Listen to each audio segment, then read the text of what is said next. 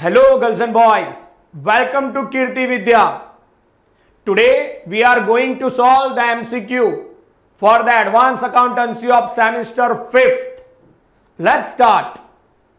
The goods sold out by subsidiary company to its holding company is which kind of sale?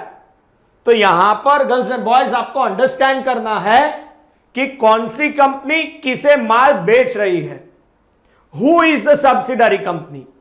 तो अगर कोई company दूसरी कोई company के मोर देन 50% शेयर एक्वायर्ड कर लेती है तो जो छोटी कंपनी है जिसके शेयर एक्वायर्ड हो गए वो सब्सिडरी और जिसने शेयर एक्वायर्ड किए वो होल्डिंग कंपनी है. यहां पर गुड्स कौन किसको बेच रहा है? तो सब्सिडरी कंपनी होल्डिंग कंपनी को गुड्स बेच रहा है. तो आंसर क्या होना चाहिए? तो डेफिनेटली अपवर्ड स्ट्रीम सेल. तो यहां पर हमारा आंसर होगा upward stream sale. That is the A answer is the correct answer. Okay. हां, यहां पर आपको यह भी ध्यान रखना है अगर सब्सिडरी ने होल्डिंग को बेचा है तो वो अपवर्ड सेल होगा. लेकिन अगर सब्सिडरी ने होल्डिंग को बेचा उसकी बजाय होल्डिंग ने अगर सब्सिडरी को बेचा होता तो वो बी आंसर होता डाउनवर्ड स्ट्रीम सेल. तो यहां पर आपको ध्यान रखना है कि होल्डिंग कंपनी मतलब बड़ी कंपनी जिसने शेयर एक्वायर्ड किए हैं सब्सिडरी कंपनी के मोर देन 50%. तो जब सब्सिडरी कंपनी अपनी बड़ी कंपनी को जिसने शेयर एक्वायर किए उसको माल बेचती है तो वो अपवर्ड है और होल्डिंग सब्सिडरी को बेचती है तो वो डाउनवर्ड है. तो ये आपको ध्यान रखना है. Okay. So second MCQ, the excess cost of acquisition over the sum of paid up value of the share held and proportionate share in the pre-acquisition profit is what? मतलब अगर आपने excess of cost of acquisition pay किया है over the sum of paid up capital, paid up value of the share और वो भी pre acquisition profit से, तो डेफिनेटली वो आपके लिए लॉस है और वो लॉस कैपिटल लॉस गिना जाएगा. So here we are going to calculate, we have to answer it capital loss. So capital loss is answer. Next MCQ, third MCQ, the balance in the capital reduction account after writing off accumulated losses is transferred to dash account. मतलब girls and boys internal reconstruction में जो भी revaluation होगा, जो भी profit और loss होगा due to either increase in a value of asset or liability or decrease in a value of asset or liability, that either it is a profit or gain transferred to capital reduction account. And आपने अगर सारे accumulated losses write off किए हैं और वो write off करने के बाद कैपिटल रिडक्शन अकाउंट में बैलेंस है तो वो बैलेंस कहां पर ट्रांसफर करना है? तो डेफिनेटली वो बैलेंस हम ट्रांसफर करेंगे कैपिटल रिजर्व अकाउंट. तो हमारा आंसर होना चाहिए D answer. D answer is the correct answer. Capital reserve is the answer. Next MCQ, the company which is amalgamated into another company is called, उसे क्या बोलेंगे हम? जिस कंपनी का अमालगमेशन हो गया है, जो कंपनी अमालगमेटेड कंपनी है, अपना बिजनेस ट्रांसफर कर रही है तो वो ट्रांसफरर कंपनी है. और नई कंपनी अमालगमेशन में जो भी नई कंपनी एस्टैब्लिश होगी वो कंपनी ट्रांसफरी कंपनी है. तो आपको ये खास ध्यान रखना है. तो यहां पर अमालगमेटेड कंपनी बोला है तो डेफिनेटली हमारा आंसर होगा ट्रांसफरर कंपनी, दिस वन. और हां गर्ल्स एंड बॉयज, इसके लिए अमालगमेशन के लिए हमने कीर्ति विद्या ने आपको डिटेल लेक्चर्स भी दिए हुए हैं तो आपको वो भी एक बार रिफर करना चाहिए. तो यहां पर हमारा आंसर होगा transferor company. That is the A answer is the correct answer. Next MCQ, goodwill arising on amalgamation is to be, उसे क्या करना है? अगर अमालगमेशन के वक्त पे गुडविल अराइज होती है तो वो गुडविल का हम क्या करें? तो यहां पर हमें ऑप्शन दिए, वो आप देखो। First, retain in the books of transferee company, मतलब नई कंपनी है वो अपने बुक्स ऑफ अकाउंट में उसे रिटेन करेगी। Second option B, amortise, Gujarati मां मांडी वाळवू, राइट ऑफ करना, amortise to income on a systematic basis normally over 5 years, and C answer adjusted against profit and loss account balance, D answer all of above. तो ऐसा नहीं होता। Amalgamation में जो भी गुडविल क्रिएट होती है वो गुडविल को हमें राइट ऑफ करना होता है, एमोर्टाइज करना होता है। कितने समय तक? तो डेफिनेटली 5 साल में। तो amortise to the income on a systematic basis normally over a 5 years. So here B answer is the correct one. Next, sixth one. In case of amalgamation, in the nature of merger, liquidation expense of the transferor company borne by the transferee company are debited to which account? Here the options are given. A, profit and loss, B, goodwill, C, realization, none of ABC. तो girls and boys यहां पर हमें खास ध्यान रखना चाहिए। Amalgamation, आप detail video हमारे स्टडी कीजिए कीर्ति विद्या के, मैंने आपके ग्रुप में ही डाले हुए हैं सब वीडियो।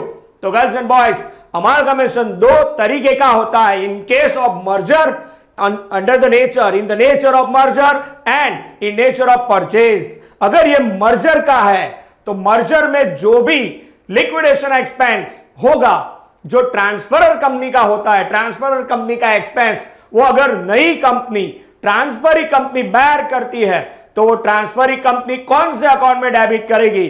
तो डेफिनेटली वो होगा answer profit and loss account. अगर ये परचेज का केस होता तो आंसर भी हो जाता। ये आप नोट डाउन करके रखिए गर्ल्स एंड बॉयज, यहां पर सिर्फ पढ़ो मत, नोट डाउन भी करो। मर्जर का केस है तो profit and loss account answer है। अगर ये परचेज का केस होता तो डेफिनेटली आंसर होता goodwill. Okay girls and boys, so here our answer is A, profit and loss account. Next MCQ, for paying liabilities not taken over by the transferee company, the transferor company credit to which account? The liability, मतलब जो भी liability होगी हमारी company की, यहां पर थोड़ा बहुत स्पेलिंग मिस्टेक है। The liabilities not taken over by the transferee company. Transferee company means which? New company. नई कंपनी अगर ट्रांसफरर कंपनी की लायबिलिटी टेक ओवर नहीं कर रही तो ट्रांसफरर कंपनी जो भी है वो उस लायबिलिटी का क्या करेगी? तो डेफिनेटली आप समझो, यहां पर ए लिमिटेड और बी लिमिटेड 2 कंपनी है। ए लिमिटेड की जो भी लायबिलिटी होगी वो अगर नई कंपनी ट्रांसफरी कंपनी बी वो टेक ओवर नहीं कर रही तो वो लायबिलिटी हमें पे करना ही पड़ेगा। और हम लायबिलिटी पे करते हैं तो डेफिनेटली हमारे पास से पैसा जाएगा। कैश गोज आउट, रोकड़ धंधामांथी जसे।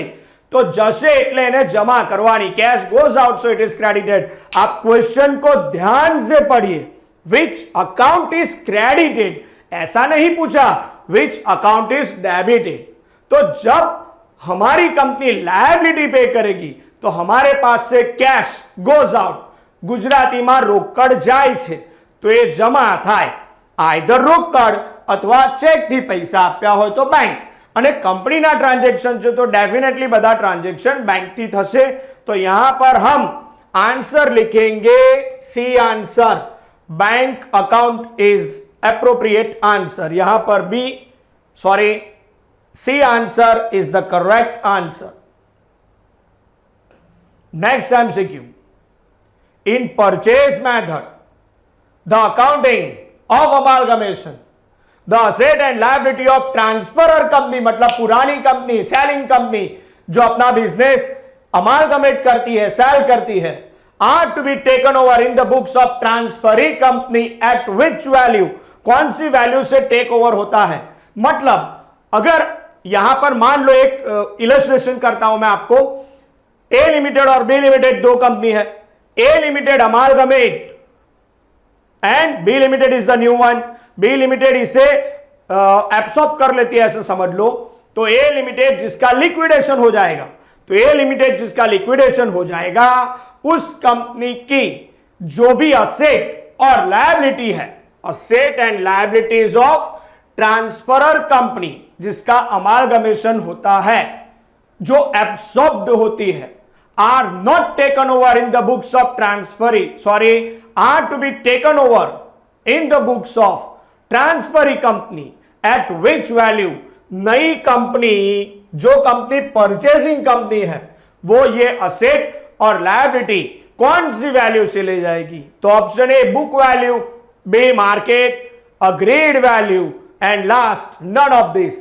डेफिनेटली अलग गुजराती में समझो विद्यार्थी मित्रों, बेटा मारे कोई तमारी कंपनी, मानो तमारी ज कंपनी हूँ खरीदवा मांगतो होय अने हूँ तमारी कंपनीનું એબ્સોર્પ્શન કરી લઉં, તો તમારી એસેટ અને લાયબિલિટી, માનો તમારું બિલ્ડિંગ 5 લાખનું છે અને હું એવું કહું કે ના ના 5 લાખ નહીં 4 લાખમાં લઈ જઈશ, તેવું ચાલે? ચલો 5 લાખ, તો 5 લાખમાં લઈ જઈશ, એવું ચાલે ના? એ આપણી બેની વચ્ચે खरीदनार और वेचनार, परचेजर एंड सेलर, मतलब ट्रांसफरर और ट्रांसफरी दोनों कंपनी के बीच जो भी अग्रीमेंट होगा, जो कीमत तय होगी, अग्रीड वैल्यू, उसी हिसाब से वो कंपनी ट्रांसफर करेगी। तो डेफिनेटली यहां पर हमारा आंसर होना चाहिए C answer, that is agreed value. ये तो एवं जो है ने खरीदनार ने वेचनार बने जे किंमत नक्की करे ए किंमते असेट અને લાયબિલિટી ટ્રાન્સફર થાય। So in this MCQ C answer is the correct one. Next MCQ number 9, holding limited acquired 80% issued share capital of subsidiary, मतलब होल्डिंग कंपनी ने सब्सिडरी कंपनी के 80% शेयर एक्वायर कर लिए 1 अगस्त 17 को। The consolidated profit after tax of holding limited and subsidiary limited for the year ending on 31st March 18 was 18 lakhs.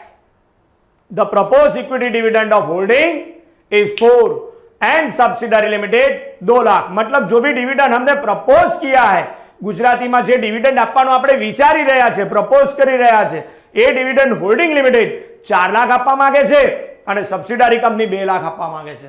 The amount deducted as a profit, propose dividend કેટલા રૂપિયા deduct થાય, amount deducted, ભાઈ તમારે profit and loss માંથી કેટલા રૂપિયા deduct કરવાના, that is important. તો ગર્લ્સ એન્ડ બોયઝ આપણે કેટલા રૂપિયા ડિડક્ટ કરીશું, that is the question. So here we have to understand the one calculation. અહીંયા તમારે કેલ્ક્યુલેશનને ધ્યાન આપવાનું।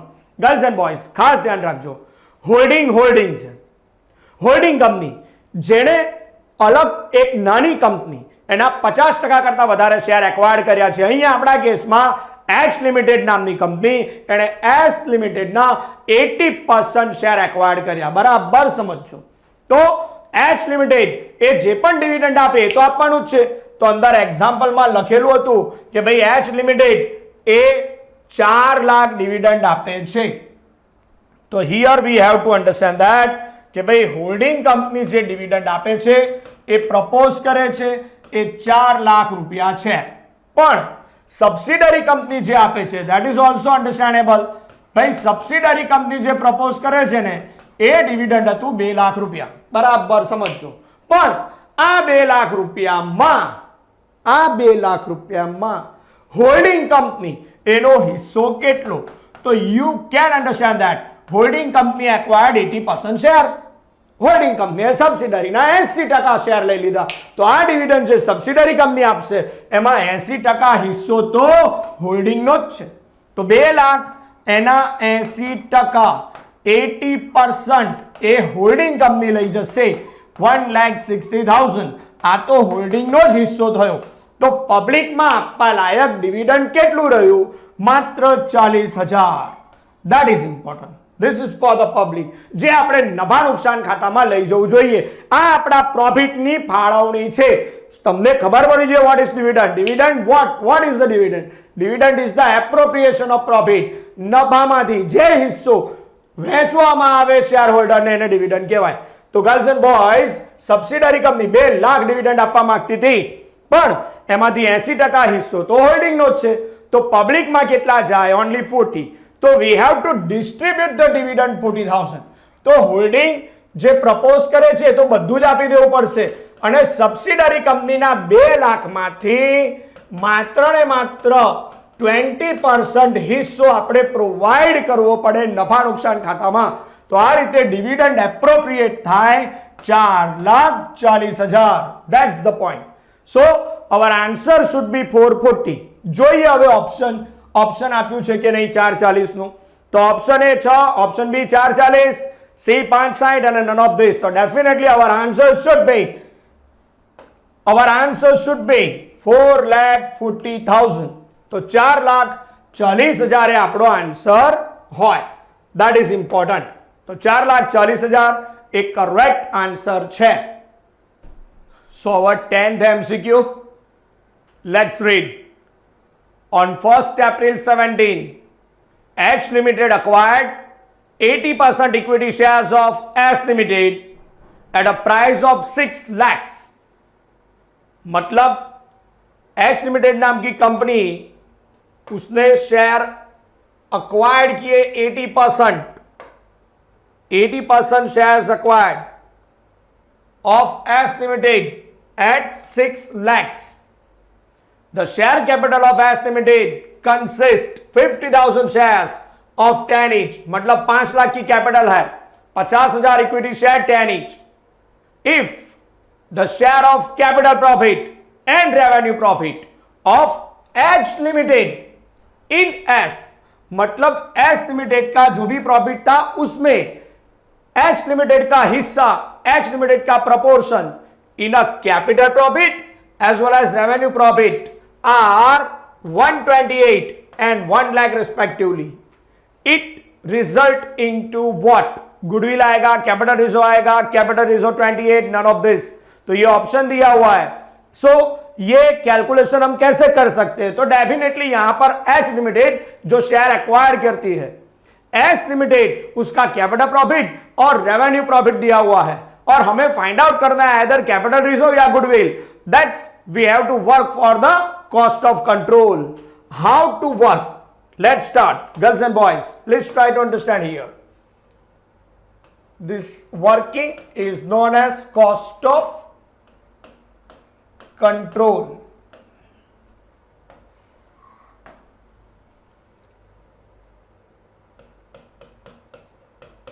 Equity share capital, subsidiary company की कैपिटल कितनी है? तो 50,000 shares, 10 rupees each, 5 lakhs. Then after holding company, holding company ने इसमें से कितना पार्ट एक्वायर्ड किया? तो ऑफकोर्स 80% पार्ट एक्वायर्ड किया है, मतलब 5 लाख, उसका 80% that is 4 lakh. Equity share capital में हम प्लस करेंगे सिर्फ और सिर्फ कैपिटल प्रॉफिट. अब सब्सिडरी कंपनी का कैपिटल प्रॉफिट कितना है वो देखो. तो यहां पर सब्सिडरी कंपनी का कैपिटल प्रॉफिट नहीं दिया, लेकिन क्या दिखाया है, क्या बताया है? एग्जाम्पल में लैंग्वेज प्रॉपरली अंडरस्टैंड करना ही है. आप प्रॉपरली रीड करो. If the share of capital profit and revenue profit of H Limited, मतलब कि H Limited का share in S are directly given 128 और 1 लाख. मतलब ये 128 जो भी दिया हुआ है कैपिटल प्रॉफिट, वो सब्सिडरी का पूरा प्रॉफिट नहीं है, लेकिन होल्डिंग का प्रपोर्शन दिया हुआ है. ओके, तो होल्डिंग का पार्ट करके दे दिया. So capital profit of holding is 1,28,000. This is the 80%. मतलब अगर कैपिटल प्रॉफिट ऑफ सब्सिडरी हम टोटल फाइंड आउट करना चाहे तो ये सिर्फ 80% है, तो 100% माने कितना तो मिल जाएगा, लेकिन वो फाइंड आउट करने की जरूरत नहीं है, हमें सिर्फ होल्डिंग कंपनी का कैपिटल प्रॉफिट चाहिए और वो डायरेक्टली दे दिया है। यहां पर बच्चे क्या गलती कर सकते हैं पता है, 1,28,000 कैपिटल प्रॉफिट और इसका भी 80% कर सकते हैं, और अगर इसका 80% कर दिया तो गई भैंस पानी में, समझे? ये खास ध्यान रखना है। यहां पर language is clearly mention, holding company share in a capital profit of subsidiary is 128, तो ये हमें नहीं करना। तो यहां पर टोटल होल्डिंग हो गया 5,28,000 रुपए, और इतना होल्ड करने के लिए हमने सब्सिडरी कंपनी में इन्वेस्टमेंट कितना किया, इन्वेस्टमेंट इन सब्सिडरी कंपनी, तो यहां पर सबसे पहली लाइन में लिखा था holding limited acquired 80% share of S limited at a price of 6 lakhs। तो 5,28,000 रुपए का होल्ड करने के लिए, इतना होल्डिंग करने के लिए हमने 6 लाख रुपए का इन्वेस्टमेंट किया। जब हम सब्सिडरी कंपनी के शेयर खरीदते हैं और जितना होल्डिंग हम एक्वायर्ड करते हैं, अगर उससे ज्यादा इन्वेस्टमेंट हो तो फिर वो गुडविल है, और अगर कम इन्वेस्टमेंट हो तो वो कैपिटल रिजर्व है। मान लो यहां पर 6 लाख की बजाय 4 लाख होता तो इन्वेस्टमेंट कम होता, कितना 128, तो वो कैपिटल रिजर्व होता। लेकिन आज हमने होल्डिंग किया 5,28,000 और उसके लिए इन्वेस्टमेंट किया 6 लाख, सो हमारा इन्वेस्टमेंट ज्यादा है, दैट इज गुडविल। तो यहां पर कितना ज्यादा हुआ, तो 6 lakh minus 528 that is 72,000 rupees is known as goodwill. So our answer should be goodwill 72,000. तो गर्ल्स एंड बॉयज यहां पर देखिए आप कहां पर लिखा हुआ है आंसर, तो ए आंसर ही दे दिया हुआ है 72,000 goodwill. So our correct answer is 72,000 goodwill.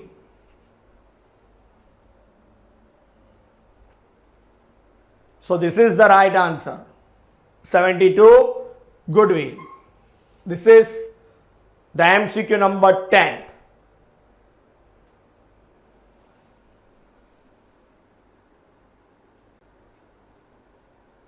MCQ number 1111. Girls and boys, read the carefully. X Limited, Y Limited, both the company went into liquidation and a new company Z Limited is formed. It is the case of course amalgamation. So यहां पर हमारा सही answer होगा B answer, amalgamation. So your correct answer is B, that is amalgamation. यहां पर मैंने detail video भी आपके ग्रुप में शेयर किए हुए हैं, amalgamation, absorption, external reconstruction as well as internal reconstruction, सारे मीनिंग बताए हुए हैं, तो ये आपको एक बार फिर से स्टडी कर लेना चाहिए। ऑफ कोर्स जब दो या दो से ज्यादा कंपनी लिक्विडेशन में जाती है और एक नई कंपनी की रचना होती है तो इस केस को बोलते हैं अमालगमेशन।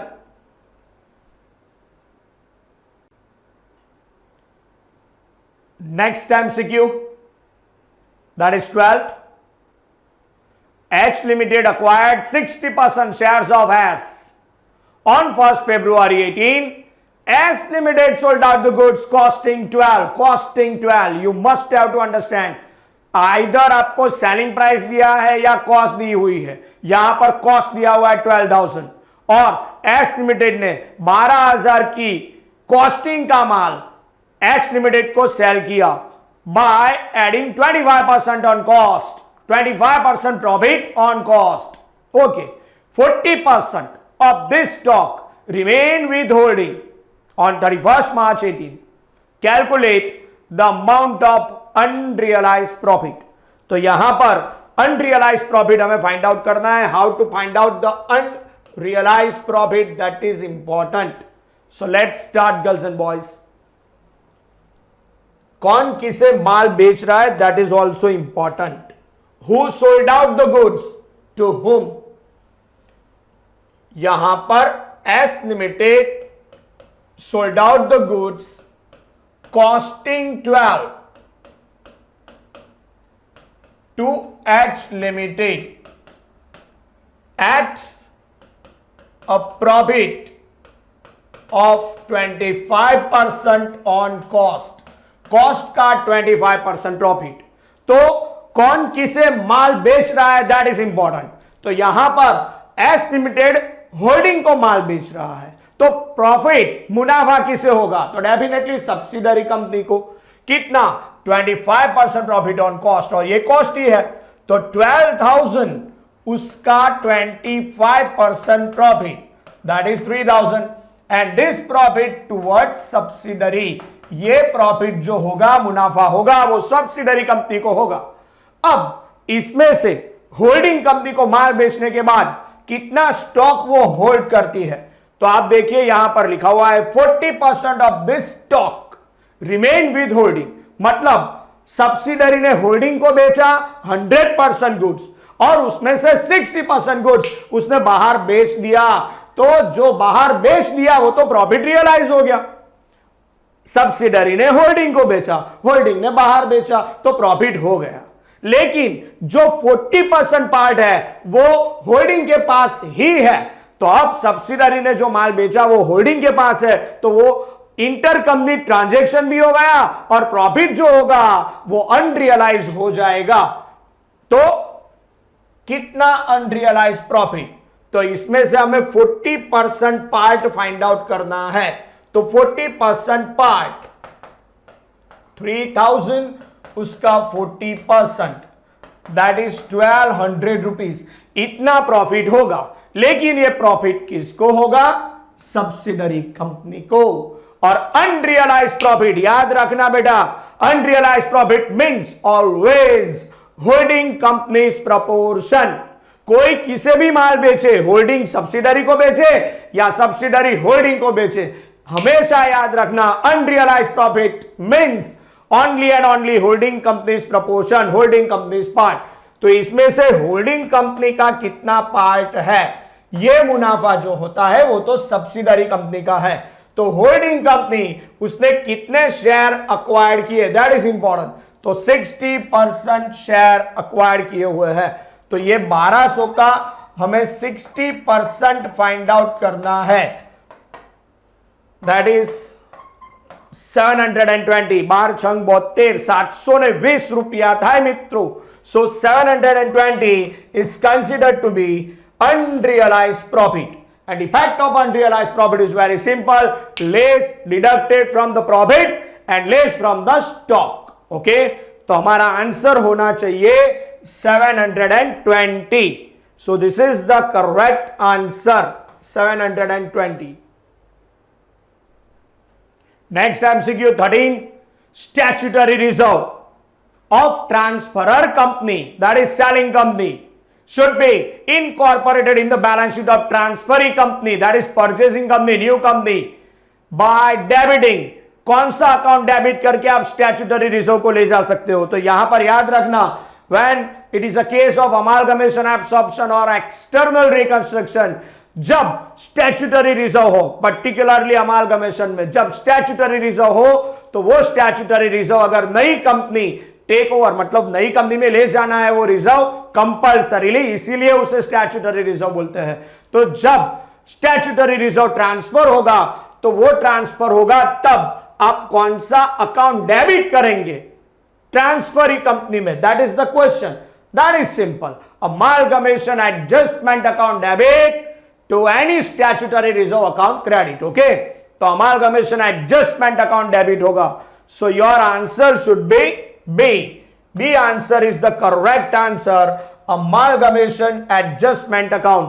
આ વસ્તુ ખાસ યાદ રાખવી, જ્યારે પણ ટ્રાન્સફરર કંપનીમાંથી સ્ટેચ્યુટરી રિઝર્વ ટ્રાન્સફરી કંપનીમાં ટ્રાન્સફર થાય તો રિઝર્વ એ તો ક્રેડિટ જ થવાનું છે. કોઈ પણ સ્ટેચ્યુટરી રિઝર્વ હોય એ ક્રેડિટ થાય, પણ ડેબિટ કોને કરવું, ધેટ વોઝ ધ ક્વેશ્ચન. તો ડેબિટ કોને કરવાનું, amalgamation adjustment account. So your B answer is the correct answer. So our next MCQ number 14.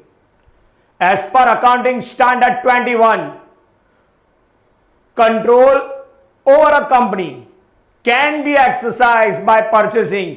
आप कब कंट्रोल कर सकते हो, दैट इज इंपॉर्टेंट।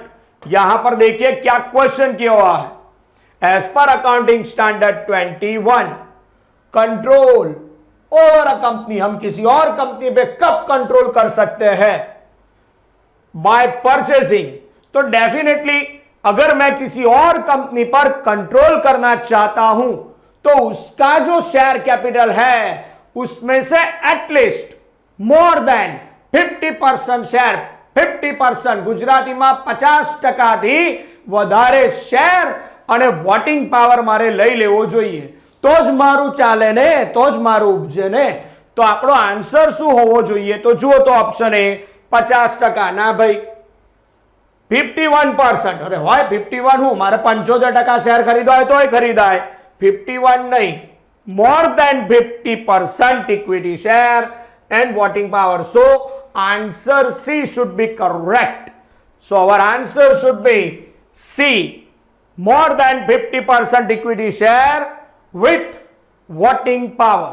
अगर आप किसी कंपनी में 50% से ज्यादा इक्विटी और वोटिंग पावर एक्वायर्ड करते हो तो डेफिनेटली आपका कंट्रोल उस कंपनी पे हो जाएगा।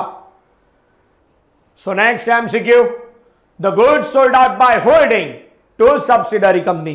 कौन किसे माल बेच रहा है, दैट इज इंपॉर्टेंट। यहां पर होल्डिंग कंपनी सब्सिडरी कंपनी को बेच रही है, मतलब एक बड़ी कंपनी छोटी कंपनी को माल बेच रही है। मतलब ऐसा तो नहीं बोल सकते बड़ी कंपनी, लेकिन जो कंपनी ने शेयर एक्वायर्ड कर लिए, मोर देन 50% शेयर एक्वायर्ड किए तो वो होल्डिंग है, और जिसके शेयर एक्वायर्ड हो चुके वो सब्सिडरी है। किसने किसे माल बेचा? होल्डिंग ने सब्सिडरी को बेचा, तो इसे डाउनवर्ड सेल बोलेंगे, डाउनस्ट्रीम सेल बोलेंगे।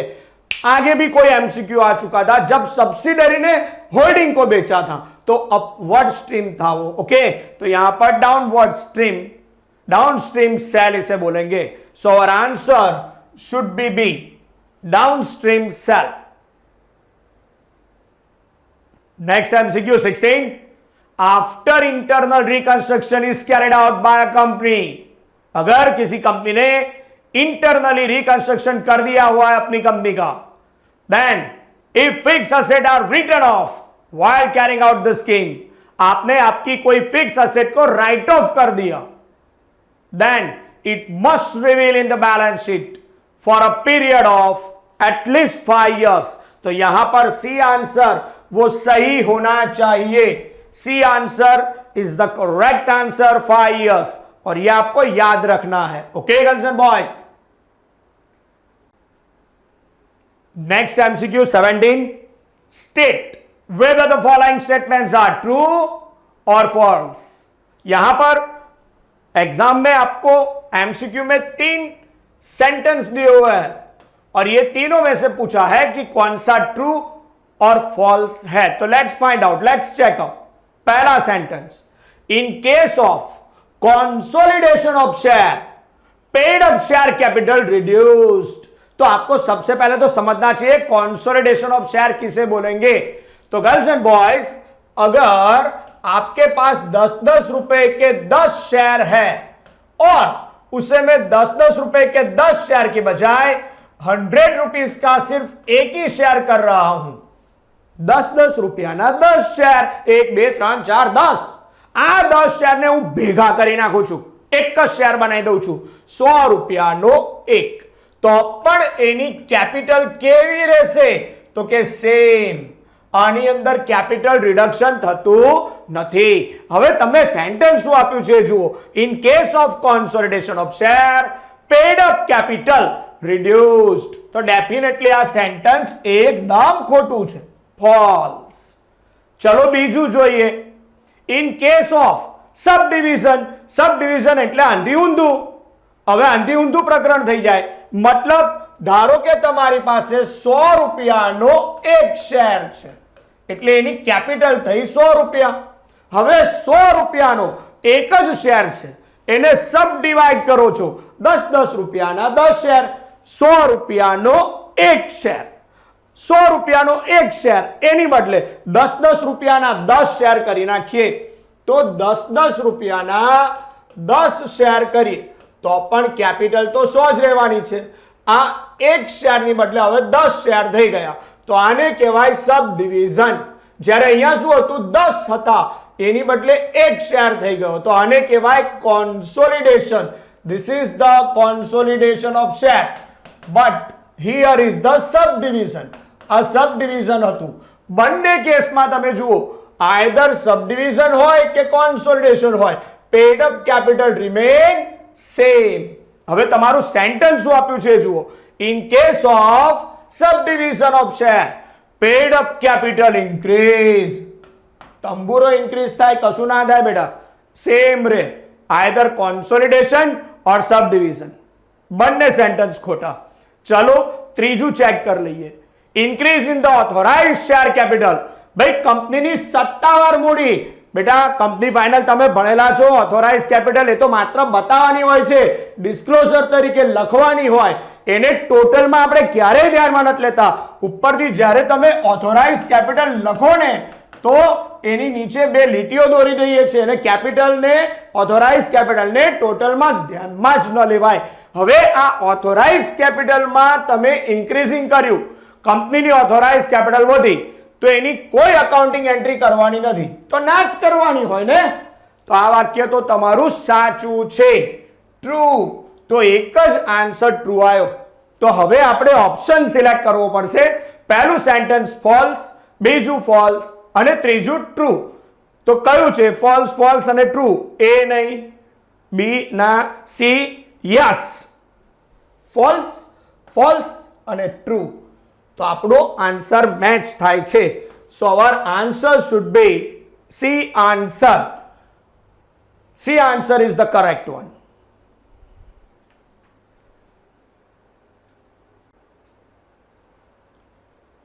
So આપણો MCQ number 18. H Limited acquired 75% of the share of S at a price of 1,20,000. ભાઈ 75% શેર ખરીદી લીધા. The share capital of S was 90. S Limited ની જે કેપિટલ હતી એ 90,000 રૂપિયા છે, 90,000. And accumulated profit of the company 80. હવે આ એક્યુમ્યુલેટેડ પ્રોફિટ એમાં કેપિટલ પ્રોફિટ પણ હોઈ શકે, રેવન્યુ પણ હોઈ શકે. પણ આગળ જુઓ, what would be the amount of minority interest.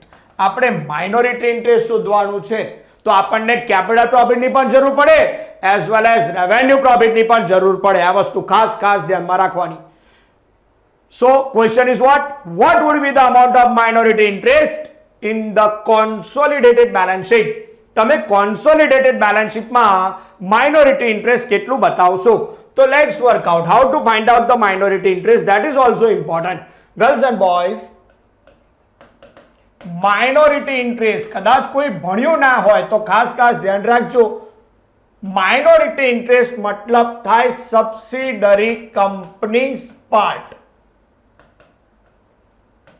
હવે હોલ્ડિંગ કંપની એને 75% શેર ખરીદી લીધા, એનો મતલબ સબસિડરી કંપની પાસે માત્ર ને માત્ર રહી ગયા 25%. તો minority interest subsidiary company part is only 25%. આની અંદર આવે શું? માઇનોરિટી ઇન્ટરેસ્ટ કઈ રીતે શોધાય આખી મેથડ બતાવું છું. વિદ્યાર્થી મિત્રો બી કેરફુલ. સૌથી પહેલા સબસિડરી કંપનીની ઇક્વિટી શેર કેપિટલ લેવાય, જેટલી પણ હોય એમાં પ્લસ કદાચ જો પ્રેફરન્સ શેર કેપિટલ હોય તો પ્રેફરન્સ શેર કેપિટલ પણ કન્સિડર કરવાની સબસિડરી કંપનીની જ. એમાં plus capital profit plus revenue profit. આ બધું પ્લસ થાય અને આ બધું પ્લસ કર્યા પછી જે ટોટલ આવે એ ટોટલ એના 25% રહી ગયા સબસિડરીના, તો એના 25% ફાઇન્ડ આઉટ કરી દેવાના. So this is the simple format to find out minority interest. Be careful girls and boys, આ તમારા માઇન્ડમાં ક્લિયર જ હોવું જોઈએ. How to find out the minority interest? તો સબસિડરી કંપનીની જે પણ કાંઈ કેપિટલ છે એ લખીશું. Equity as well as preference હોય તો preference plus capital profit plus revenue profit, અને એમાં પછી જો હોલ્ડિંગ કંપનીએ 75% શેર ખરીદી લીધા છે તો સબસિડરી પાસે રહી ગયા માત્ર 25%. Minority interest, that is 25%. In our example, what capital is given here? The share capital of S Limited is 90,000. બેટા 90,000 રૂપિયા ઇક્વિટી શેર કેપિટલ આપેલા છે. પ્રેફરન્સ શેર કેપિટલ નથી આપેલા. Capital profit and revenue profit accumulated profit કરીને એક જ સેન્ટેન્સમાં આપી દીધું છે. And its accumulated profit amount to 80,000. 80,000 રૂપિયા ડાયરેક્ટલી આપી દીધા છે તમને. ઓકે, સો 80,000 જો સેપરેટ આપ્યા હોત તો આપણે સેપરેટ લખત. Anyway 90 plus 80 1,70,000. ઓકે, એના 25% શોધવાના. તો 1,70,000 उसका 25%, that is 42,500. So minority interest આવશે 42,500. આ ખાસ ધ્યાનમાં રાખવાનું. સો કોન્સોલિડેટેડ બેલેન્સ શીટમાં માઇનોરિટી ઇન્ટરેસ્ટ આવશે 42,500. આને લખવાનું ક્યાં? ઘણીવાર એમસીક્યુમાં એવું બી પૂછે છે કે ભાઈ માઇનોરિટી ઇન્ટરેસ્ટ જે હોય એ બેલેન્સ શીટમાં કોન્સોલિડેટેડ બેલેન્સ શીટમાં દર્શાવાય ક્યાં? Where we have to represent the minority interest in the consolidated balance sheet, then the answer should be it is recorded after honest capital and before non current liability. જે પણ લાંબા ગાળાનું દેવું હોય એની પહેલા અને શેર કેપિટલ પછી owners fund પછી record થાય. તો આ એક વધારાનું પણ ધ્યાનમાં રાખજો. એનીવે આ એમસીક્યુ માં આન્સર આવશે 42,500. 42,500 is the correct answer.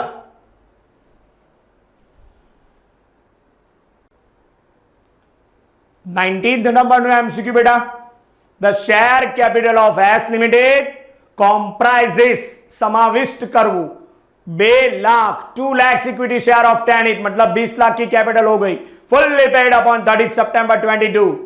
S Limited acquired 180 equity shares of S Limited at a premium of 4 rupees per share. The cost of investment, total कितना रुपीस का हमने इन्वेस्टमेंट किया, and the percentage of holding or in S Limited, percentage of holding in S Limited respectively कितना. तो 2 question पूछे हुए हैं. तो गर्ल्स एंड बॉयज बहुत सिंपल सी बात है. टोटल शेयर कैपिटल था 2 लाख.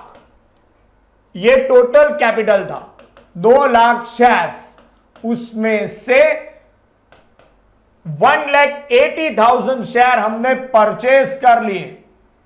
1,80,000 शेयर्स 1,80,000. मतलब कि जो परसेंटेज हुआ वो कितना हुआ? तो सिंपल त्रिराशि मूको. गुजराती में कहूं तो 2 लाख शेयर मांथी 1,80,000 શેર ખરીદ્યા તો 100 એક કેટલા? મોઢે ગણા એવું જ છે, પણ તેમ છતાં તમે કેલ્સીમાં વર્ક કરી શકો. 2 લાખ ટોટલ શેર, એમાંથી 1,80 ખરીદ્યા તો 100 એક કેટલા? તો 90%. હવે એક કેટલા રૂપિયાનું ઇન્વેસ્ટમેન્ટ કર્યું? તો કે 1,80,000 શેર. દરેક શેર 10 રૂપિયાનો છે. દરેક શેર 10 રૂપિયાનો છે અને એની ખરીદ કિંમત 4 રૂપિયા પ્રીમિયમથી ખરીદ્યા. तो premium means what? Excess amount than face value. Face value करता વધારાની રકમ. तो फेस वैल्यू 10 + 4 14 રૂપિયામાં ખરીદ્યા. વિદ્યાર્થી મિત્રો તમે ખાલી ગુણાકારમાં મને હેલ્પ કરો યાર. ચલો ગુણાકાર કરો બેટા. 1,80,000 શેર मल्टीपल बाय 14 रुपया 14 रुपीस. तो आंसर आता है 25,20,000. 25,20,000. એનો મતલબ આપણે સબસિડરી કંપનીમાં 25,20,000 નું ઇન્વેસ્ટમેન્ટ કર્યું. આ રહ્યું 25,20,000 અને 90% હોલ્ડિંગ કહેવાશે. So your correct answer is what? Answer A is the correct answer કે ભાઈ 25,20,000 નું ઇન્વેસ્ટમેન્ટ અને 90% શેર ખરીદ્યા કહેવાય. ટ્રિકી ક્વેશ્ચનમાં તમારે થોડું ધ્યાન રાખવાનું ગર્લ્સ એન્ડ બોયઝ, લેંગ્વેજમાં ફસાવાનું નહીં. આ જા ફસા જાય એવું કોઈ કરે તો આપણે ફસાવાનું નહીં. So next MCQ 20. Y company has been absorbed by X. કોણે absorb કર્યું? Y company has been absorbed. એનું absorption થઈ ગયું. કોના દ્વારા? By X. On the basis of intrinsic value of its shares. That is the most important method of purchase consideration. Intrinsic value. આંતરિક મૂલ્યાંકનની પદ્ધતિ. Net asset of X and Y are 18 lakhs and 18 lakhs respectively. ચલો net asset આપેલી છે ગુજરાતીમાં ચોખ્ખી મિલકત, અને કદાચ MCQ માં ચોખ્ખી મિલકત ના આપી હોય તો આપણે શોધવી પડે ચોખ્ખી મિલકત કઈ રીતે મળે. How to find out the net asset? Assets minus liability. But here net asset is directly given and both companies net asset are equal, same, 18 lakhs and 18 lakhs. The equity, next sentence, third one. The equity share capital of X and Y consist 120 shares and 60,000 shares respectively. X limited के 1,20,000 share है और Y limited के 60,000 shares है, 10 rupees each. How many shares are to be given by X to Y company as a part of purchase consideration? तो यहां पर X limited ने Y limited को खरीद लिया हुआ है और वो भी इंट्रिंसिक वैल्यू की मेथड से खरीदना है, तो जितना भी नेट एसेट होगा उतना ही हम वैल्यू देंगे और उसके हिसाब से ही कैलकुलेट करेंगे. तो X लिमिटेड को Y लिमिटेड को कितना शेयर देना पड़ेगा, that is our question. So let's work out. इसका वर्किंग कैसे करते हैं आप देखिए girls and boys. Try to understand. X limited, Y limited બંનેની નેટ એસેટ આપેલી છે. નેટ એસેટ્સ ચોખ્ખી મિલકત ના આપી હોય તો શોધવી પડે. એસેટ માઇનસ લાયબિલિટી, ધ્યાન રાખજો. But here net asset is given 18 lakhs as well as 18 lakhs and number of shares given 120 or here 60. બંનેના શેરની સંખ્યા આપેલી છે, X ના 120 અને Y ના 60. તો intrinsic value કેટલી થઈ, that is important.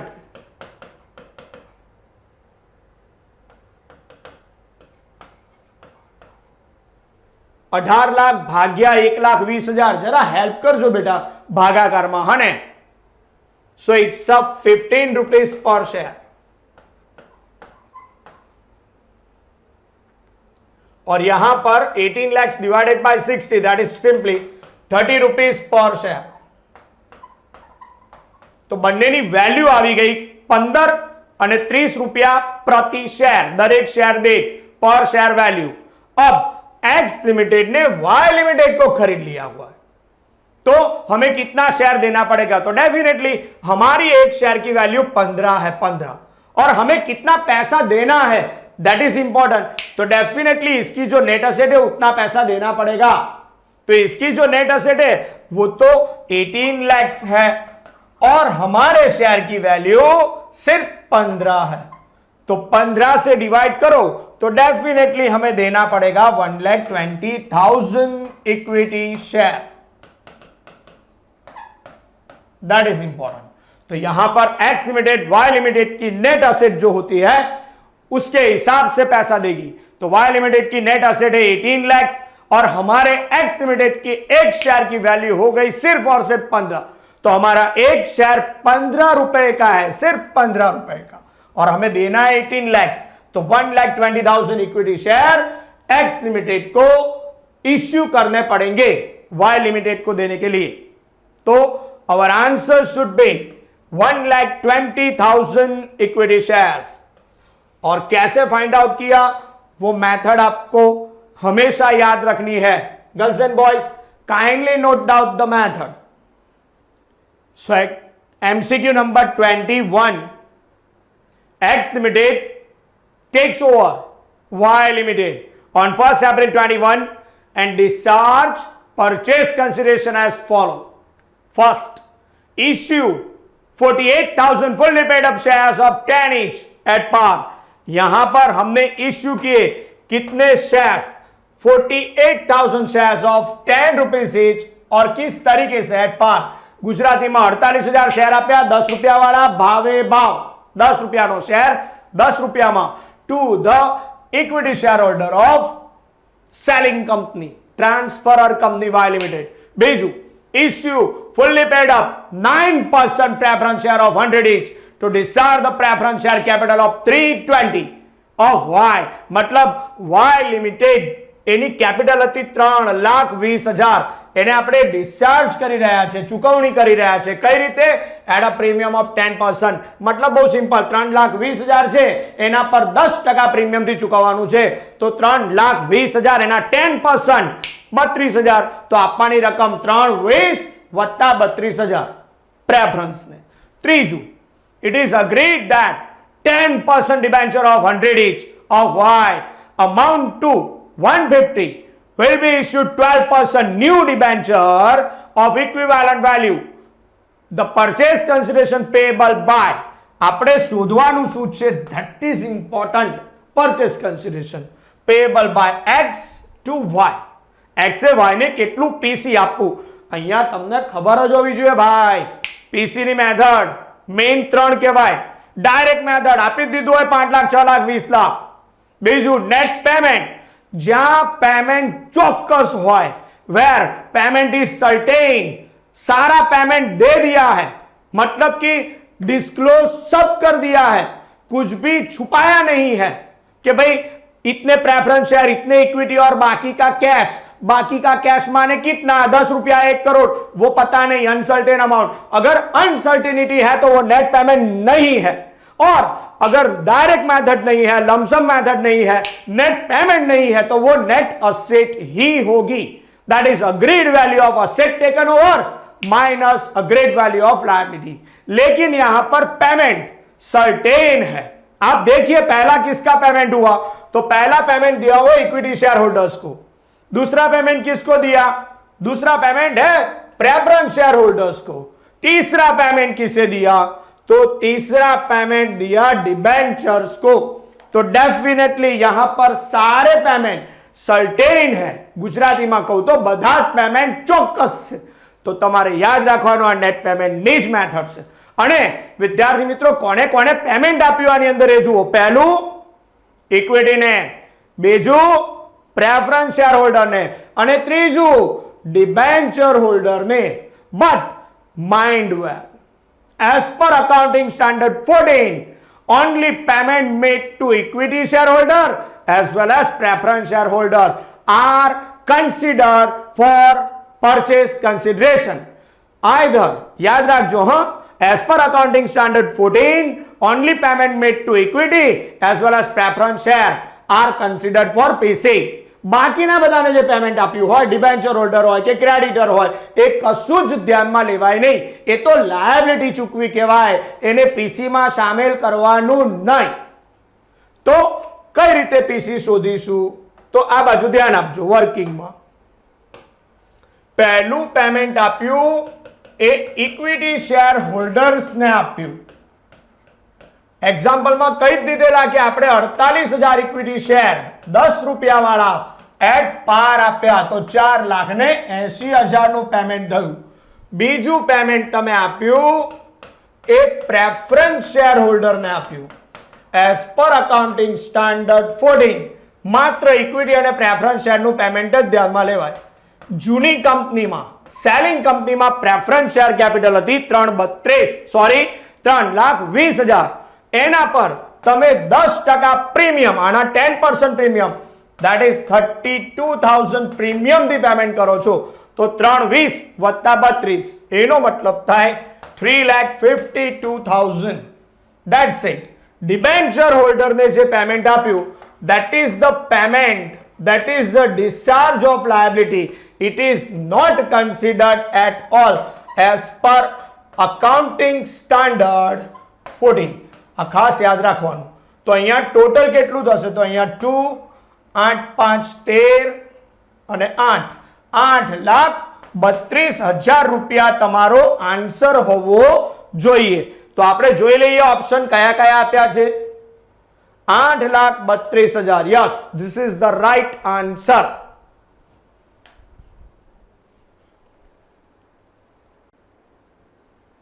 MCQ number 22. As per accounting standard 14, when purchasing company मतलब transferring company pay the purchase consideration, it will be debited to in the books of transferring company. જ્યારે આપણે purchase consideration ના પૈસા ચૂકવીએ છીએ નવી company purchasing company જ્યારે પણ purchase consideration ની amount discharge કરે તો કયું ખાતું ઉધાર કરાય? તો યાદ રાખજો ગર્લ્સ એન્ડ બોયઝ, જ્યારે પીસી ની રકમ આપણે સેલિંગ કંપનીને ચૂકવવાની હોય તો શું સેલિંગ કંપનીના ડિરેક્ટરને બોલાવીશું? ના બોલાવાય. સેલિંગ કંપનીના શેર હોલ્ડરને બોલાવીશું? ના. તો સેલિંગ કંપની જે બંધ થવા જઈ રહી છે, જેનું લિક્વિડેશન થઈ રહ્યું છે, એના લિક્વિડેટરને જ પેમેન્ટ આપવાનું. તો આપણી નવી કંપની, ટ્રાન્સફરી કંપની, પરચેસિંગ કંપની એ એના લિક્વિડેટરને પેમેન્ટ આપશે. તો આપણે ઓપ્શન જોઈ લઈએ કે ભાઈ એનો લિક્વિડેટર કઈ છે, કયા ઓપ્શનમાં ફિટ બેસે છે. પહેલું લખ્યું છે બિઝનેસ પરચેસ અકાઉન્ટ. ના ભાઈ, અકાઉન્ટ ના ભાઈ. C liquidator of transferor companies account. Yes. So answer C should be correct answer. Okay girls and boys, C answer is the correct liquidator of transferor company.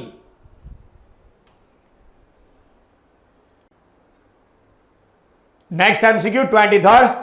Which of the following in a case of writing off lost capital? ભાઈ આમાંથી કયો case, which of the following case if writing off lost capital ને write off કરવા માટે હોય? તો consolidation? ના ભાઈ ના. સબડિવિઝન થોડી વાર પહેલા જ સમજાવ્યું હતું, કશું ના થાય એમાં. ઇન્ક્રીઝ ઓફ ઓથોરાઇઝ કેપિટલ તો નોંધવાની જ ના હોય, એને ખાલી ડિસ્ક્લોઝર તરીકે બતાવવાની હોય, ટોટલમાં ક્યારેય ધ્યાનમાં ના લેવાય. એટલે ઓપ્શન એબીસી છે જ નહીં, તો ડી જ ઓપ્શન સાચું હોય. એનીવે એવું ના હોય, જરા વાંચી પણ લેજો. Cancelling or writing off paid up capital not represented by tangible asset. Of course yes. તો જ્યારે તમે કેન્સલ કરતા હોય, રાઇટિંગ ઓફ કરતા હોય કેપિટલને, એ કોઈ રિપ્રેઝન્ટ ના કરતી હોય ટેન્જિબલ એસેટની સામે કે ભાઈ એમાંથી કેપિટલ ખરીદાય છે, કોઈ અસેટ ખરીદાય છે, એવું દર્શાવાતું ના હોય અને તમે એ કેપિટલને રાઇટ ઓફ કરતા હોય તો definitely it is the case of lost capital. So answer D should be the right answer. Yes.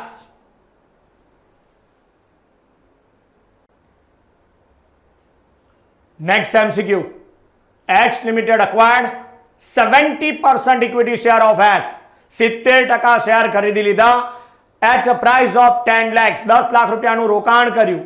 On 1st April 22, the capital of subsidiary company consists 70,000 equity share of 10 each. ભાઈ 70,000 share હતા 10 રૂપિયા વાળા, એટલે 7 લાખની capital હતી સબસિડરીની. Holding limited had share in a capital profit and revenue profit of S. Listen carefully. અહીંયા તમને કોઈ પણ આવીને ઉલ્લુ બનાવવાની કોશિશ કરે તો નહીં બનવાનું બેટા.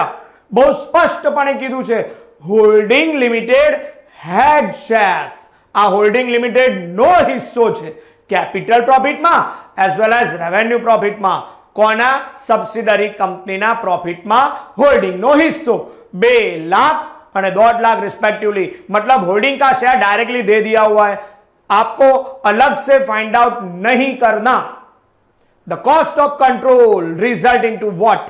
थोड़ी देर पहले भी एक एमसीक्यू में कॉस्ट ऑफ कंट्रोल आया था, यहां पर फिर से आ गया. तो let's work out. Girls and boys 70% share खरीदे हैं, टोटल कैपिटल है 70,000. तो how to calculate that is important. Please come to the point. यहां पर होल्डिंग कंपनी उसका पार्ट है 70%. अब सब्सिडरी कंपनी की इक्विटी शेयर कैपिटल कितनी है वो देखें. तो सब्सिडरी कंपनी का इक्विटी शेयर कैपिटल था 70,000 share multiple by 10, that is 7 lakh rupees, 7 lakh. और उसका 70% हिस्सा हमने परचेस कर लिया. तो 7 into 7 दैट इज 49, 4,90,000 का हिस्सा हो गया हमारा होल्डिंग कंपनी का. उसमें हम प्लस करेंगे कैपिटल प्रॉफिट। આની પહેલા પણ આવું એમસીક્યુ આવી ગયેલું, ખાસ ધ્યાન રાખજો વિદ્યાર્થી મિત્રો। કેપિટલ પ્રોફિટ આપેલું છે, કેપિટલ પ્રોફિટ અને revenue profit of subsidiary company 2 lakhs and 150, तो इसका 70% करने की जरूरत नहीं है। Why? Because the sentence is given holding company had share in capital and revenue of subsidiary. Holding का शेयर ही डायरेक्टली दे दिया हुआ है, तो दैट इज इंपॉर्टेंट। हमें कैपिटल प्रॉफिट चाहिए 2 लाख।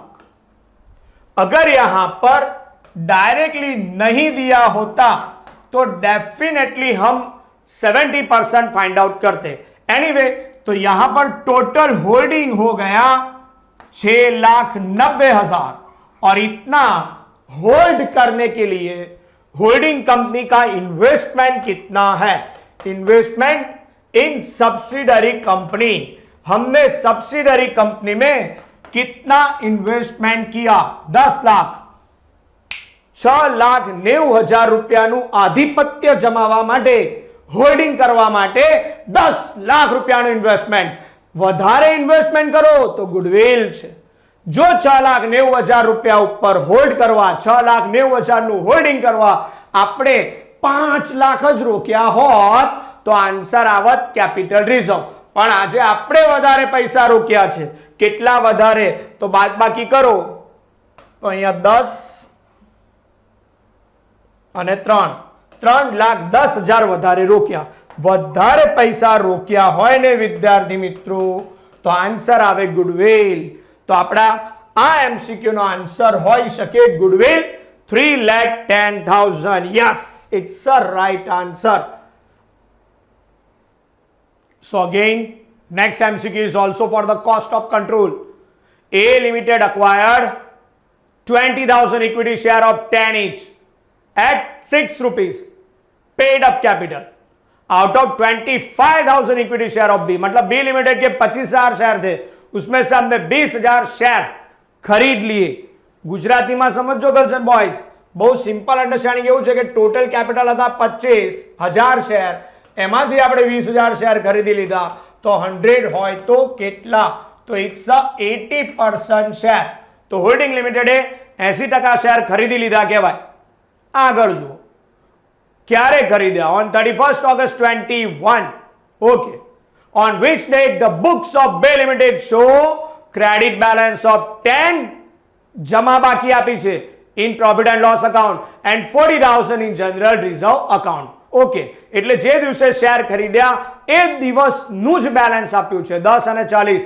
તો આ બધું જ પ્રોફિટ શેર ખરીદતા પહેલાનો પ્રોફિટ કહેવાય। અને શેર ખરીદતા પહેલાનો પ્રોફિટ હોય, before acquisition of the share, any profit is considered to be capital profit, and after acquisition of the share, that is the post acquisition, is known as a revenue profit। Remember one thing, okay girls and boys। तो यहां पर जब share खरीदे उसी दिन का credit balance है P&L account में 10 और जनरल रिजर्व में 40,000 रुपया, तो ये कैपिटल प्रॉफिट हो गया। एनीवे, हमने जो शेयर खरीदे उसके आगे क्या हुआ देखिए। If the cost of acquiring the equity share is only 80,000, हमने ये जो शेयर खरीदे वो सिर्फ 80,000 रुपए का इन्वेस्टमेंट करके खरीदे, then what is the cost of control? Again we have to consider the cost of control. हमने 80% शेयर अक्वायर्ड किए हुए हैं, तो यहां पर आप ध्यान दीजिएगा, working note for the cost of control, उसमें होल्डिंग कंपनी का पार्ट 80%। सबसे पहले इक्विटी शेयर कैपिटल जो सब्सिडरी कंपनी की होनी चाहिए वो कितनी है, वो आप देखिए।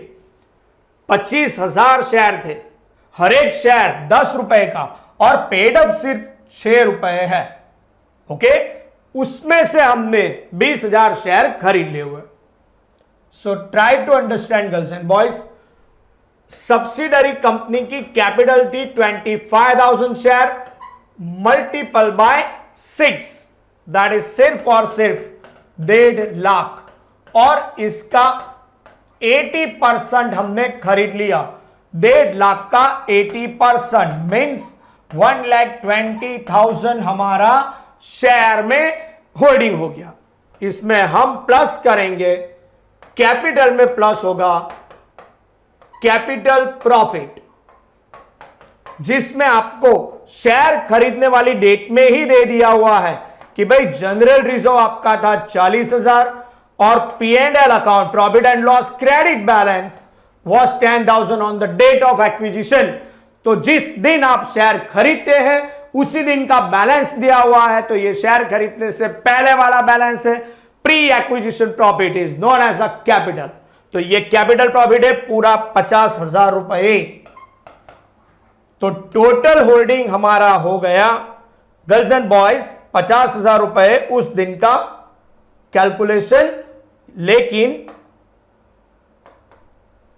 50,000 में हमारा हिस्सा होल्डिंग का होगा सिर्फ 80%, दैट इज 40,000। तो हमने सब्सिडरी कंपनी में होल्ड किया 1,60,000 रुपीज, और इतना होल्ड करने के लिए हमने इन्वेस्टमेंट कितना किया, तो इन्वेस्टमेंट इन सब्सिडरी कंपनी कितना दिया हुआ था देखिए। सिर्फ और सिर्फ हमने investment, if the cost of acquiring the equity share is only 80,000, सिर्फ 80,000 का इन्वेस्टमेન્ટ किया। गर्ल्स एंड बॉयज आनी पहला पण एमसीक्यू આવી ચૂક્યા કે ભાઈ આપણે હોલ્ડિંગ કંપની તરીકે સબસિડરી કંપનીમાં જેટલા રૂપિયાનું હોલ્ડ કરીએ એના માટે જો ઇન્વેસ્ટમેન્ટ વધારે હોય તો ગુડવિલ અને ઓછું હોય તો કેપિટલ રિઝર્વ। તો આજે આપણું ઇન્વેસ્ટમેન્ટ ઓછું છે 80,000 રૂપિયા, આ કેપિટલ રિઝર્વ કહેવાશે। તો our answer should be capital reserve 80,000, 80,000 रुपया capital reserve. So A answer is the correct answer. The next MCQ 26, balance sheet of PQR limited on 31st March 22 disclose 30,000 6% preference share of 10 each। मतलब PQR limited में 30,000 6% के preference share है, हर एक share 10 rupees each। The preference dividend was in arrears for last 3 years, appearing as a footnote to the balance sheet। मतलब balance sheet के अंत में as a footnote सिर्फ दिया हुआ है कि भाई प्रेफरेंस डिविडेंड जो बाकी है वो पिछले 3 साल का बाकी है। एनीवे आगे देखिए, 50% of the dividend was paid in a fully paid up equity share of 10 each, और उनको हमने 50% अमाउंट पे की by way of equity share of 10 each in a full settlement of the claim. The amount debited to capital reduction account under the scheme of internal reconstruction shall be how much. तो बेटा हमें simply preference share capital उसका dividend कितना arrears था, मतलब कि पिछले 2 साल 3 साल 5 साल का कितना बाकी था वो फाइंड आउट करना है। तो यहां पर आप कैलकुलेट कर सकते हो girls and boys, preference share capital 30,000 multiple by 10 each, यानी 3 लाख प्रेफरेंस शेयर कैपिटल है। यस और नो? हम एक नेक्स्ट पेज पे ही वर्किंग कर लेते हैं girls and boys. See here, preference share capital 30,000 multiple by 10 each। तो हमारी कंपनी के प्रेफरेंस शेयर कैपिटल की अमाउंट हो गई 3 लाख, और ये जो थे वो 6% के हिसाब से थे। तो 3 लाख का 6% डिविडेंड हो जाएगा 6 into 3 18,000 रुपीज, और ऐसे 3 साल का बाकी था, 3 years का एरियर्स था। तो 18 into 3 दैट इज 54,000 इतना एरियर्स था, एरियर्स ऑफ डिविडेंड। अब कंपनी ने तय किया कि इसमें से सिर्फ 50% अमाउंट हम पे करेंगे, तो इसका 50% मानी 27,000 सिर्फ पे करना है, and that is also through equity share capital, हम शेयर इश्यू करेंगे एनीवे लेकिन हम कर रहे हैं शेयर इश्यू, तो भी हमें जो अमाउंट पे करनी है वो कितनी है 27,000। फिर से समझिए, हमारी कंपनी का प्रेफरेंस शेयर कैपिटल था 3 लाख, 6% का, तो 6% के हिसाब से 1 साल का डिविडेंड हो जाता है 18,000। वैसे 3 साल का हमारा बाकी था, तो 54,000 एरियर्स ऑफ प्रेफरेंस डिविडेंड था, उसमें से हम 50% पे कर रहे हैं, तो 50% मतलब 27,000, तो हमारा करेक्ट आंसर होगा 27,000। B answer is the right answer for this particular MCQ। Girls and boys, next MCQ, the company had decided to convert 8% rupees 120 preference share of 10 each into rupees 96,000 preference share of 8 each. The amount to be transferred to credit of capital reduction account will be how much? કેટલું સહેલું MCQ, ઘણી વાર તો MS university તમને lottery લગાડ દે, કેટલું સહેલું MCQ પૂછ્યું, simple આની અંદર આટલા ઇંચ ને તેટલા ઇંચ કરવાની જરૂર નહીં ભાઈ। જૂની કેપિટલ હતી 1,20,000 પ્રેફરન્સ શેર કેપિટલ, હવે રિડ્યુસ થઈને થઈ ગઈ 96,000, તો આ નવી તમારી કેપિટલ, તો કેટલા રૂપિયા રિડક્શન થયા? તો 120 માંથી 96 માઇનસ કરો તો 24,000 રૂપિયા રિડક્શન થયા।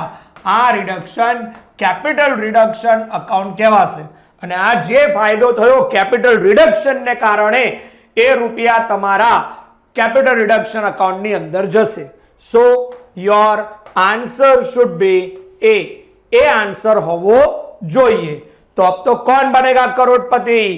एक क्वेश्चन 4 ऑप्शन, सही जवाब एक ज मार्क 24,000 रुपया।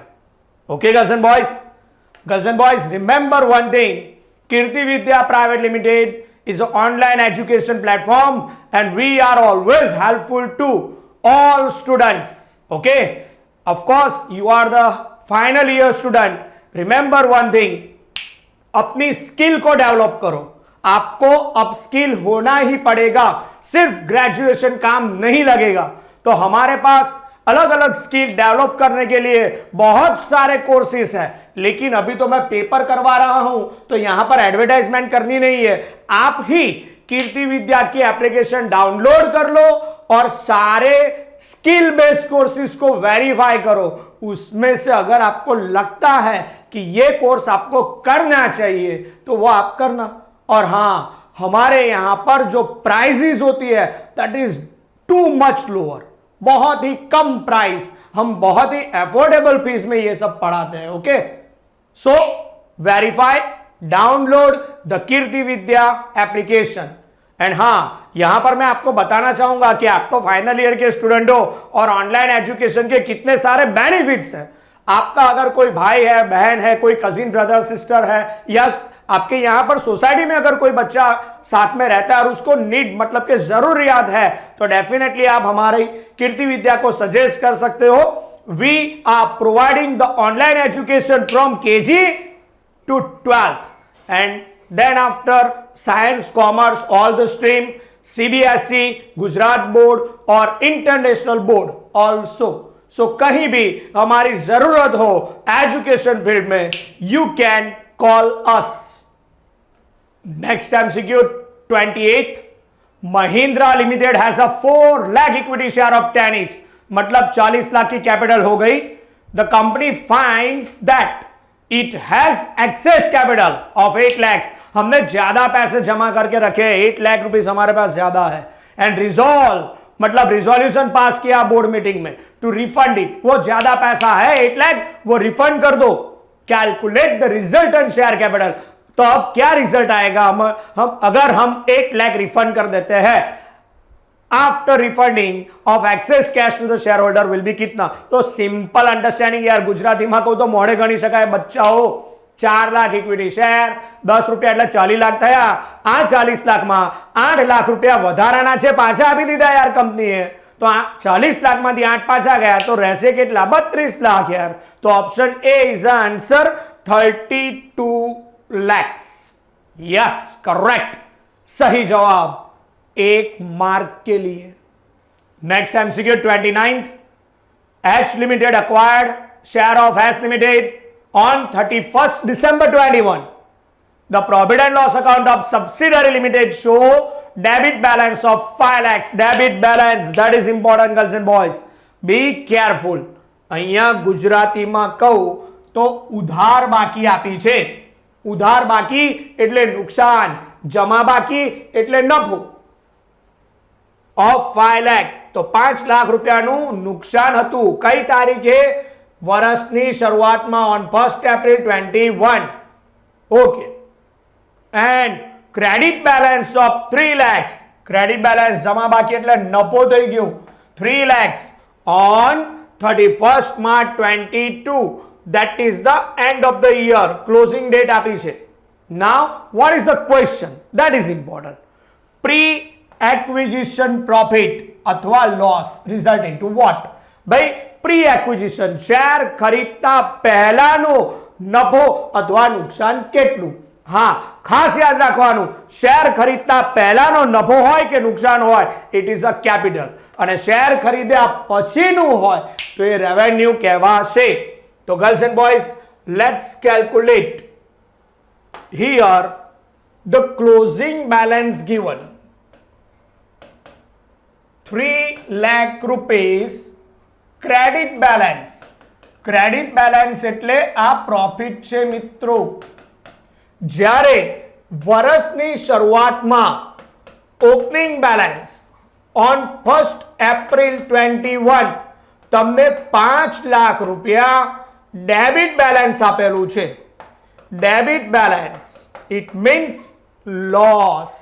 તો વર્ષની શરૂઆતમાં 5 લાખ રૂપિયાનું નુકસાન હતું. બરાબર સમજો, વર્ષની શરૂઆતમાં 5 લાખ રૂપિયાનું નુકસાન હતું. આખું વર્ષ પૈસા કમાય કર્યા અને 5 લાખનું નુકસાન ઝીરો કરીને 3 લાખ રૂપિયા આપણે જમા પણ કરી લીધા. 3 લાખ રૂપિયા જમા ક્રેડિટ કરી લીધા. તો કરંટ યરમાં આપણે કેટલા રૂપિયા કમાયા હોઈશું? That is the question.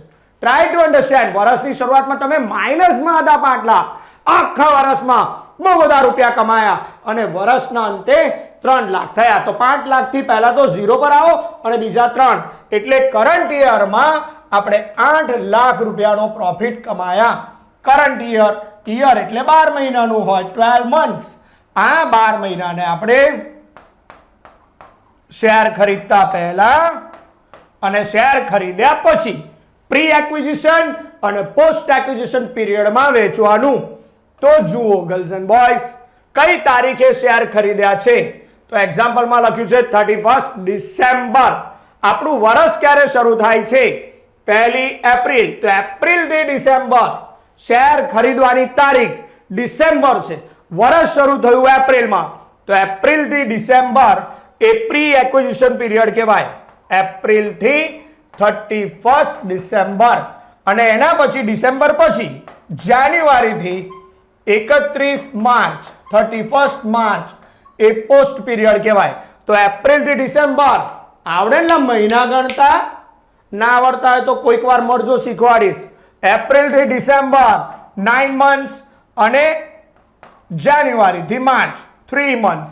તો આપણે આ 8 લાખ રૂપિયાને 9 અને 3 month that is 3:1 માં ડિસ્ટ્રીબ્યુટ કરવાનું. તો 8 લાખને 3:1 માં વેચો એટલે 4 વડે ભાગાકાર. 8 લાખ ભાગ્યા 4 2 લાખ. 2 લાખ ગુણ્યા 3 6 લાખ. 2 લાખ ગુણ્યા 1 2 લાખ. આ શેર ખરીદ્યા પછીનો નફો એટલે આ રેવન્યુ કહેવાશે. આ શેર ખરીદતા પહેલાનો નફો એટલે કેપિટલ કહેવાશે. અને ઓફકોર્સ ઓપનિંગમાં જે લોસ આપેલો છે તો કેપિટલ કહેવાય જ. તો કેપિટલ પ્રોફિટ ને લોસ કેટલો થયો that is important. તો ગર્લ્સ એન્ડ બોયઝ આ બાજુ ધ્યાન આપજો. 5 લાખનો લોસ અને 6 લાખનો પ્રોફિટ, આ બંને કેપિટલ છે. તો 6 લાખ માઇનસ 5 લાખ માઇનસ અને 6 લાખ પ્લસ. તો આન્સર આવે 1 લાખ પ્લસ 5 માઇનસ 6 + 1 લાખ રૂપિયા એ કેપિટલ પ્રોફિટ કહેવાશે, જ્યારે 2 લાખ રૂપિયા એ રેવન્યુ પ્રોફિટ કહેવાશે. એની કન્ફ્યુઝન? સો એક્ઝામ્પલમાં તમને પૂછ્યું છે શું? તો એક્ઝામ્પલમાં તમને પૂછ્યું છે પ્રી એક્વિઝિશન, શેર ખરીદતા પહેલા, એટલે કે કેપિટલ પ્રોફિટ કેટલો છે? તો ડેફિનેટલી કેપિટલ પ્રોફિટ 1 લાખ રૂપિયા છે. તો વિદ્યાર્થી મિત્રો તમારો આન્સર હોવો જોઈએ 1 lakh capital profit. Let's check Kaun Banega Crorepati 1 mark के लिए, सिर्फ 1 mark. Yes, capital profit 1 lakh rupees. So girls and boys, let's start the next MCQ, 30th MCQ. Girls and boys, match the following. આ જોડકા જોડવાનું તો બહુ મજા આવે, નાનપણમાં જોડી નાખતા હતા, ભલભલાનું ભલભલાન જોડે. એનીવે અહીંયા સાચું જોડશો ને તો 1 માર્ક મળશે. સબ ડિવિઝન, થોડી વાર પહેલા જ મેં તમને શીખવાડેલું કે ભાઈ સબ ડિવિઝન કોને કહેવાય? તો વિદ્યાર્થી મિત્રો સબ ડિવિઝન એટલે 100 રૂપિયાનું એક શેર હોય અને તમે ભાગલા પાડી દો, ભાગલા 10 રૂપિયાના 10, તો એને સબ ડિવિઝન કહેવાય. તો 100 રૂપિયાનો એક જ શેર હતો, જ્યારે સબ ડિવાઈડ કરો તો 10 રૂપિયાના 10 શેર થઈ ગયા, તો નંબર ઓફ શેર વધ્યા. તો સબ ડિવિઝન એમાં નંબર ઓફ શેર વધે એવું ઓપ્શન હતો. આ રહ્યું increase the number of share. તો પહેલાની જોડે બીજો આન્સર આવશે. ઓકે, ચલો બીજું જુઓ, conversion of stock into share. ભાઈ સ્ટોકને તમે કન્વર્ટ કરો છો શેરમાં તો result into equal and serially number parts. સીધી બાબત છે, તમે શેરમાં કન્વર્ટ કરો છો તો પછી કઈ રીતે વર્કિંગ થાય? તો સ્ટોક એક હોય, જ્યારે શેર ઘણા બધા હોય. એક જ સ્ટોક એટલે બહુ મોટી કેપિટલ, એને નાના શેરમાં ડિવાઈડ કરવાનું. તો definitely result into equal and serially number parts. તો બેટા બીજાની જોડે આ ત્રીજો આન્સર આવશે. હવે ત્રીજું જોઈએ, કોન્સોલિડેશન. એટલે આ પાછું આવ્યું. કોન્સોલિડેશન એટલે શું? સબ ડિવિઝન કરતા રિવર્સ. 10 રૂપિયાના 10 શેર, 10 એને ભેગા કરી દીધા અને એક જ શેર બનાવી દીધો. તો નંબર ઓફ શેર પહેલા 10 રૂપિયાના 10 શેર હતા, હવે 100 રૂપિયાનો એક જ થઈ ગયો. તો નંબર ઓફ શેર શું થયું? રિડ્યુસ. તો આપણે એવું શોધી નાખો, consolidation of share, number of share reduce થાય એવું. ક્યાં છે નંબર ઓફ શેર? આ રહ્યું ચોથું, reduce the number of share. તો ત્રીજાની જોડે ચોથું આવશે. તો ઓફકોર્સ હવે તો રહી ગયું હું ખાલી પહેલું. તો reduction of a share capital, તો એ પહેલું જ હોય ને. Need to be authorised by the special resolution. તો પહેલાની જોડે બીજું, બીજાની જોડે ત્રીજું, ત્રીજાની જોડે ચોથું, ચોથાની જોડે પહેલું. એવો આન્સર કઈ છે? બહુ અઘરું યાર શોધવું. તમે શોધી નાખ્યું ને? યસ, એ બરાબર છે યાર, તમે બધા બહુ હોશિયાર વિદ્યાર્થી મિત્રો છો. એ answer is the correct answer. Yes or no? જોઈ લઈએ આપણાને 1 માર્ક મળે કે નહીં. હા, મળી ગયો હે ને.